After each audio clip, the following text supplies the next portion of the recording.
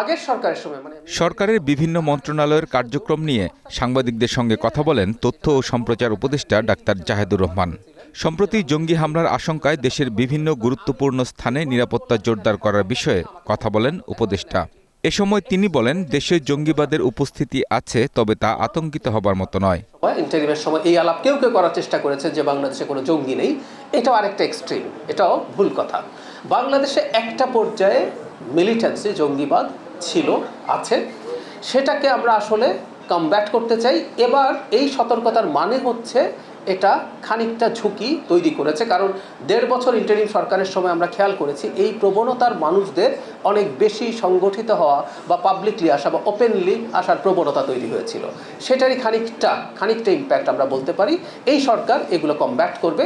জনগণকে এটুকু বলতে চাই, এই ঝুঁকি এমন না যে এটার জন্য ভয় পেতে হবে। দেশের গণমাধ্যমের স্বাধীনতা নিয়ে উপদেষ্টা বলেন, বর্তমান সরকার উদ্দেশ্যপ্রণোদিত ভুল বা বিকৃত তথ্য মেনে নেবে না। যেসব গণমাধ্যম ভুল বা বিকৃত তথ্য ছড়াবে তাদের বিরুদ্ধে ব্যবস্থা নিতে আলাদা একটি লিগ্যাল সেল গঠন করা হবে। একটা কথা খুব important, we must be serious about that. Misinformation এবং ডিসইনফরমেশন এই সরকার টলারেট করবে না, কারো দিক থেকে করবে না।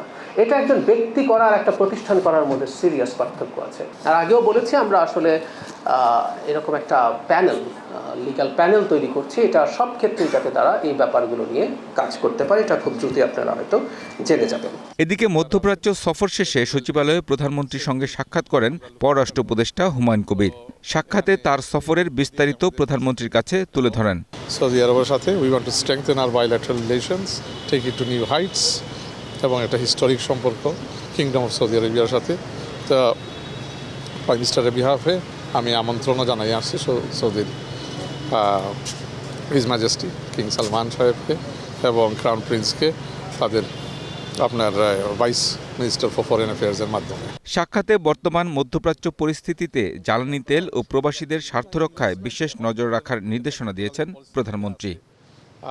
Kamrul Hasan, green news, Dhaka. আমরা কিভাবে